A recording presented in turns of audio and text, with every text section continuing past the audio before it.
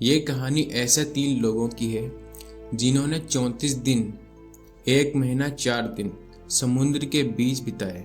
16 जनवरी सन 1942 अमेरिकी सेना का एक जहाज प्रशांत महासागर के ऊपर से जा रहा था। उस वक्त उसके अंदर 3 लोग सवार थे, pilot Hal Dixon, bombardier Tony Pastula और गनर जीन एल्ड्रिज। इनका मिशन था दुश्मन की पनडुब्बियों को ढूंढना, लेकिन उस दिन किस्मत को कुछ और ही मंजूर था। अचानक हवाओं का रुख बदला, नेविगेशन सिस्टम ने साथ छोड़ दिया और देखते ही देखते यह विमान अपने रास्ते से भटक गया। फ्यूल भी धीरे धीरे खत्म हो रहा था और नीचे सिर्फ गहरा और नीला समंदर। उस वक्त डिक्सन ने भारी आवाज में कहा कि तैयार हो जाओ, और कुछ ही सेकंड में वो विमान पानी से जा टकराया। प्लेन में पानी इतनी तेजी से अंदर आ रहा था कि उनके पास भागने के लिए चंद सेकंड थे। पायलट डिक्सन ने जैसे तैसे करके रबर राफ्ट को जल्दी वहां से निकाला। जैसे ही उन्होंने नाव को पानी में फेंका, हुआ फूलने लगी। प्लेन इतनी तेजी के साथ पानी में डूब रहा था जिससे एक भंवर पैदा हो गया, और वो भंवर तीनों को नीचे खींच रहा था। एक पल के लिए लगा उन लोगों को कि हम लोग यहीं पे मारे जाने वाले हैं, सब खत्म। लेकिन तभी उन तीनों ने हिम्मत जुटाकर जैसे तैसे करके पानी की सतह पर वापस आए।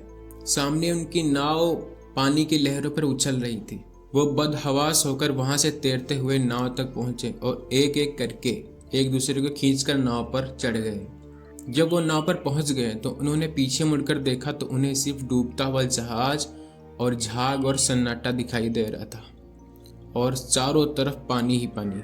अब वो तीनों उस बोट पर थे और किसी को कुछ भी समझ में नहीं आ रहा था कि उनके साथ अब क्या होने वाला है।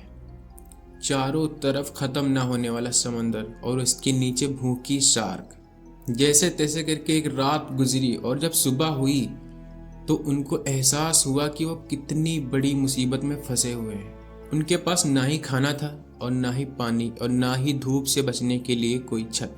उनके पास एक छोटा सा चाकू और थोड़ी रस्सी और बची खुची हिम्मत, बस।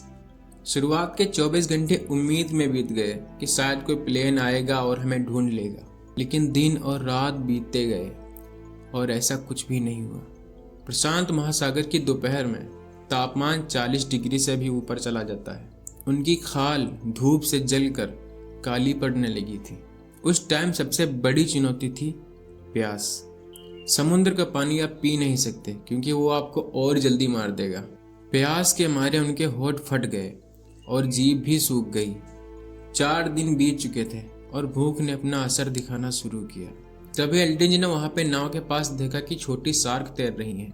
बिना सोचे समझे उसने शार्क पर हमला कर दिया अपने चाकू से और उसको नाव के अंदर खींच लिया। यह नज़ारा रोंगटे खड़े कर देने वाला था। उन्होंने शार्क का कच्चा मांस खाया और खून भी पिया ताकि उन्हें नमी मिल सके और भूख से थोड़ी राहत। लेकिन कहानी यहीं पे ख़त्म नहीं होती है। प्रकृति और इम्तिहान लेने वाली थी। अचानक समुद्र में तूफान आ जाता है उस टाइम, और वो छोटी सी नाव खिलौने की तरह इधर उधर लहरों पे उछलने लगती है। रात भर वे पानी निकालते रहे उस नाव से। अगर 1 मिनट के लिए भी वो रुक जाते तो नाव डूब जाती। उनकी उंगलियां और नाखून घिस चुके थे, उनके हाथों से खून निकल रहा था, लेकिन जीने की जिद ने उन्हें रुकने नहीं दिया। ऐसे करते करते 20 दिन बीत चुके थे। अब वो सिर्फ और सिर्फ हड्डियों का ढांचा बचे थे। भूख और प्यास ने उन्हें मानसिक रूप से तोड़ना शुरू कर दिया था। उन्हें हेलुसिनेशन होने लगी थी। कभी उन्हें लगता कि दूर कोई जहाज खड़ा है, तो कभी उन्हें अपने घर वालों की आवाजें सुनाई दे रही थी। टोनी पास्टुला इतना परेशान हो चुका था, टूट चुका था कि उसने नाव से कूदने की कोशिश की। वह इस तड़प को और बर्दाश्त नहीं कर पा रहा था। डिक्सन ने उसे थप्पड़ मारा और चिल्लाकर कहा कि हम साथ में आए थे और साथ में ही जाएंगे, वरना यहीं मरेंगे।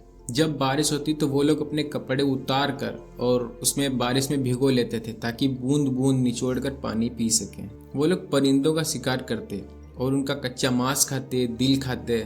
मौत उनके हर टाइम चारों तरफ मंडरा रही थी। बस एक गलती और कहानी खत्म।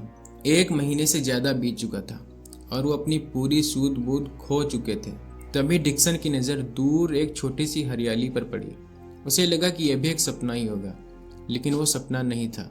इन्होंने अपनी बची खुची हिम्मत लगाकर उस नाव को उस टापू तक ले गए। जैसे ही वो नाव टापू से टकराई, वो चलने की हालत में भी नहीं थे, लेकिन डिक्सन ने कहा कि हम घिसट कर नहीं जाएंगे, हम अपने पैरों पे खड़े होकर जाएंगे। वे तीनों एक दूसरे का सहारा लेकर हाथ पे हाथ रख के उस टापू की ओर बढ़े। कांपते हुए पैरों से वो टापू की ओर बढ़ रहे थे। वहाँ के आदिवासियों ने जब उन्हें देखा तो उन्हें समझ में नहीं आ रहा था कि यह इंसान है या फिर कंकाल। शरीर पर मांस सिर्फ नाम मात्र का बचा था। आदिवासियों ने उन्हें खाना और नारियल का पानी दिया ताकि उनकी जान में जान आ सके। वह टापू बहुत ही छोटा था, वहाँ पर ना अस्पताल या कोई और सुविधा नहीं थी। कुछ दिनों बाद अमेरिकी नौसेना का जहाज वहाँ पे आता है और उन लोगों को वहाँ से लेके जाता है। उनकी इस बहादुरी के लिए, यानी 1200 मील का सफर तय करने के लिए, उन्हें नेवी क्रॉस मेडल से सम्मानित किया जाता है। वह तीनों इस जंग से जीतकर अपने देश और अपने परिवार के पास वापस लौट आए। अगर यह स्टोरी आपको पसंद आई हो तो शेयर करें और कमेंट करें और चैनल को सब्सक्राइब करते जाएं।